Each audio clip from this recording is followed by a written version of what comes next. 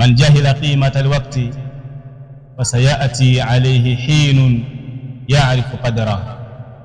Ndugu zanguni katika imani, yule ambaye amekuwa mjinga na akakosa kufahamu ile thamani ya wakati ambao kwamba Allah subhanahu wa ta'ala amemneemesha nao, basi afahamu ya kuwa atakuja kufikiwa na kipindi ambacho atafahamu ile thamani ya wakati na thamani ya kufanya matendo yaliyokuwa mema katika wakati ambao kwamba Allah subhanahu imtanna alayhi, katika kipindi ambacho atajikuta yeye tayari ameshaingia katika mifumo ya Allah subhanahu, umauti tayari uko mbele yake na wala hana sehemu ya kutokea.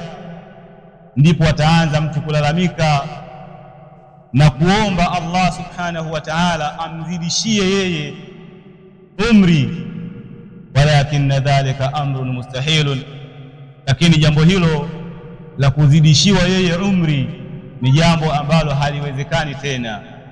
Ndugu yangu Muislamu, isikudanganye afya uliyokuwa nayo, usidanganyike na umri uliokuwa nao ukajikuta kwa sababu wewe ni kijana.